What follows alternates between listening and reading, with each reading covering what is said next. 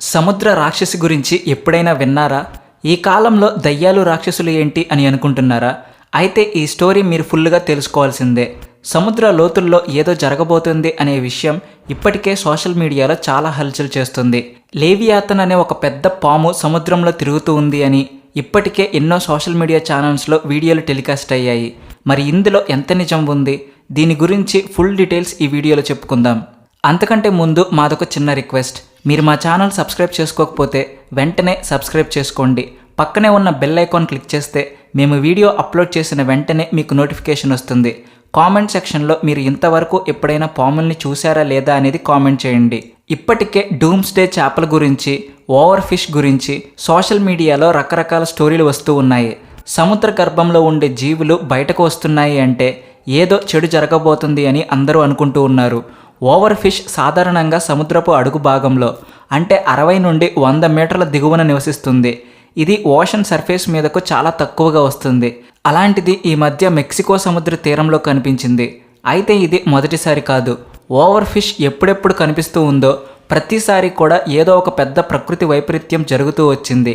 2011లో జపాన్లో భయంకరమైన భూకంపంతో పాటు సునామీ వచ్చిన విషయం అందరికీ తెలిసిందే. ఈ సునామీ రాకముందు కూడా ఎన్నో ఓవర్ ఫిష్లు సముద్ర ఉపరితలం మీదకు వచ్చాయి. కాబట్టి ఇప్పుడు కూడా ఏదో పెద్ద ఉపద్రవం ముంచుకు రాబోతుంది అని అందరూ భయపడుతూ ఉన్నారు.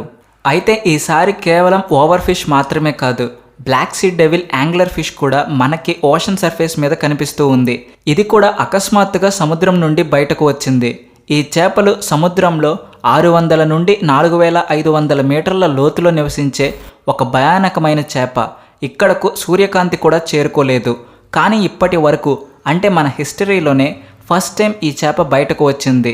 మనిషి పుట్టినప్పటి నుంచి ఇప్పటి వరకు ఇలాంటి జీవిని ఎప్పుడు చూడలేదంట. ఈ చేప చాలా రహస్యమైనది.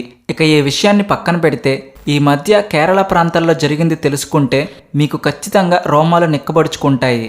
కేరళ బీచ్లో అకస్మాత్తుగా వేల కొద్దీ చేపలు కొట్టుకుపోయాయి. సైంటిస్టులు కూడా సముద్ర ప్రవాహంలో కలుగుతూ ఉన్న మార్పులను గమనిస్తూ ఉన్నారు. ఇది న్యాచురల్గా జరుగుతూ ఉన్న ప్రాసెసా లేదా సముద్రం లోపల ఏదైనా జరుగుతూ ఉందా అనేది ఎవరికీ అర్థం కావడం లేదు. సముద్ర లోతుల్లో అంటే సన్లైట్ కూడా చేరుకొని ప్రాంతాల నుండి కొన్ని జీవులు ఒడ్డుకు కొట్టుకొస్తూ ఉంటే ప్రజలందరూ భయాందోళనకు గురి అవుతూ ఉన్నారు. మరికొంతమంది మత్స్యకారులకు సముద్రంలో రహస్యమైన స్క్వేర్ వేవ్స్ కనిపించాయి. చతురాకారంలో ఉండే ఈ తరంగాలు ఎప్పుడు కనిపించినా సరే అది ప్రమాదాన్ని సూచిస్తుంది. ఈ మధ్యకాలంలో ఈ సంఘటన కూడా ప్రపంచవ్యాప్తంగా చాలా వైరల్ అయింది. ఇది మాత్రమే కాదు, ఫిబ్రవరి 28న ప్రపంచమంతా ఉలిక్కిపడేలా మరొక పెద్ద సంఘటన జరిగింది. 2025లో నేపాల్లో ఒక్కసారిగా భూకంపం చోటు చేసుకుంది. ఇదే సమయంలో ప్రపంచవ్యాప్తంగా ఎన్నో వింతైన సంఘటనలు జరుగుతూ ఉన్నాయి. కాబట్టి ఇది కేవలం ట్రైలర్ మాత్రమేనా? సినిమా ఇంకా ఉందా అనేది వేచి చూడాల్సిందే. సముద్ర గర్భంలో ఒక పెద్ద పాము ఉంటుందని, దానిని మన పురాణాలలో వాసుకి అంటారని, ఆ పాము ఇప్పుడు మేల్కొంటూ ఉంది అని చాలామంది చెబుతూ ఉన్నారు.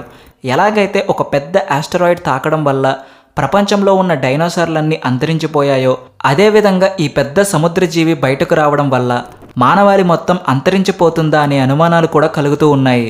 మన ముందు ప్రస్తుతం ప్రశ్నలు మాత్రమే ఉన్నాయి, కానీ వాటికి సమాధానాలు లేవు. సముద్రం మన భూభాగం కంటే కూడా ఎన్నో రెట్లు పెద్దది, పైగా చాలా లోతైనది. అందుకనే మన వాళ్ళు అంతరిక్షంలో ఏముందో తెలుసుకోవడానికి కూడా ప్రయత్నాలు చేస్తూ ఉన్నారు. కానీ సముద్ర గర్భంలో ఏముందో తెలుసుకునే ప్రయత్నాల్లో మాత్రం సక్సెస్ అవ్వడం లేదు. ఎందుకంటే సముద్రపు చీకటి లోతుల్లో ఇప్పటి వరకు మనం పూర్తిగా చూడని ప్రపంచం ఉంది. కానీ ఈ మధ్య జరుగుతూ ఉన్న కొన్ని సంఘటనలు సముద్రాల్లో కలుగుతూ ఉన్న మార్పుల మీద మనం దృష్టి పెట్టేలా చేస్తూ ఉన్నాయి. ఎన్నో శతాబ్దాలుగా లోతైన నీటిలో దాగి ఉన్న సముద్ర జీవులు అకస్మాత్తుగా కనిపించడం చిన్న విషయం కాదు. కానీ ఎన్నో యుగాల నుండి నిద్రపోతూ ఉన్న సముద్ర రాక్షసి ఇప్పుడు బయటకు వస్తూ ఉన్నట్టుగా అనిపిస్తూ ఉంది. మన పురాణాలలో రాయబడిన వాసుకి పాము ఇదేనా అని కూడా చాలామందికి సందేహం కలుగుతూ ఉంది. కేవలం మన పురాణాలలో మాత్రమే కాదు, బైబిల్, యూదుల గ్రంథాలలో కూడా ఈ పాము గురించి ఎన్నో విషయాలు చెప్పారు.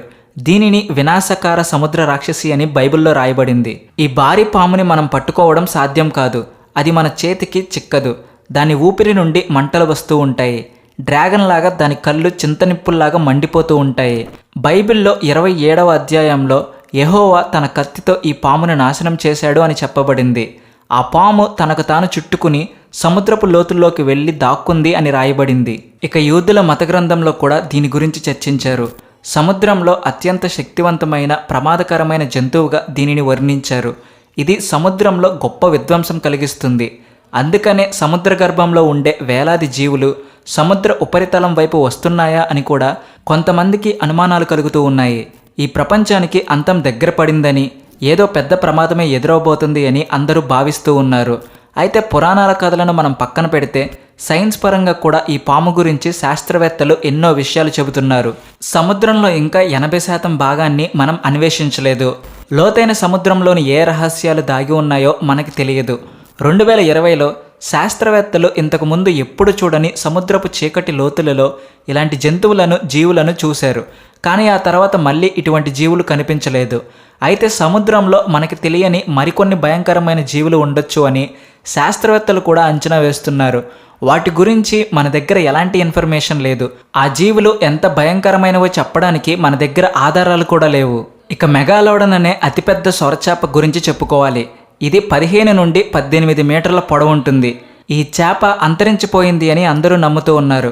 కానీ శాస్త్రవేత్తలు మాత్రం ఈ విషయాన్ని నమ్మడం లేదు. ఈ అతిపెద్ద సొరచేపలు సముద్రం లోతుల్లో ఎక్కడో దాక్కుని ఉండవచ్చు అని వాళ్ళు అంచనా వేస్తున్నారు. ఇది మాత్రమే కాదు, డైనోసార్ కాలానికి చెందిన చేపలు కూడా ఇప్పటికీ జీవించే ఉన్నాయి అని సైంటిస్టులు బల్లగుద్ది మరీ చెబుతున్నారు. ఇదే నిజమైతే వాసుకి పాము కూడా సముద్రపు లోతుల్లో ఎక్కడో దాక్కునే ఉండి ఉంటుంది. మరికొంతమంది సైంటిస్టులు చెబుతూ ఉన్న దాని ప్రకారం ఇంత పెద్ద సముద్ర జీవి ఇప్పటికీ కూడా బతికి ఉంటే ఎవరైనా సరే దానిని ఖచ్చితంగా చూసి ఉండేవారు. అయితే ఇప్పటి వరకు ఆ భారీ జీవిని ఎవరూ చూడలేదు కాబట్టి ఆ జీవి సముద్ర గర్భంలో ఉండే అవకాశం లేదు అని కొంతమంది వాదిస్తున్నారు. మరికొంతమంది బర్ముడా ట్రయాంగిల్లో ఈ జీవి నివసిస్తూ ఉండవచ్చు అని కూడా అంటున్నారు. ఎందుకంటే ఆ ప్రదేశంలో ఇప్పటి వరకు ఎన్నో షిప్పులు, విమానాలు అకస్మాత్తుగా అదృశ్యమయ్యాయి. ఈ ప్రదేశం గురించి శాస్త్రవేత్తలు కూడా ఏ విషయాన్ని తెలుసుకోలేకపోయారు. మొత్తానికి లేవియాథన్ నిజంగా ఉందా లేదా అనేది ఒక మిస్టరీగా మిగిలిపోయింది. సముద్రంలో 80% భాగాన్ని మనం ఇంతవరకు చూడలేదు. కాబట్టి సముద్రపు 10,000 అడుగుల లోతులో ఏముందో మనకి తెలియదు. ఒకవేళ అక్కడ మన మానవుల ప్రపంచాన్ని మార్చగల భయంకరమైన జీవులు దాగి ఉండొచ్చు. ఒకవేళ ఆ జీవులు కానీ బయటకు వస్తే మనం ప్రపంచానికి చాలా పెద్ద డేంజర్ సిచ్యువేషన్ ఎదురవుతుంది. ఈ వాసుకి పాము గురించి మీ అభిప్రాయం ఏంటో కామెంట్ సెక్షన్లో తెలియచేయండి. అలాగే వీడియో నచ్చితే వెంటనే లైక్ చేసి షేర్ చేయండి. మీ ఫ్రెండ్స్ అండ్ ఫ్యామిలీ మెంబర్స్కి కూడా మా ఛానల్ను రికమెండ్ చేయండి. Please like and share and also thanks for watching.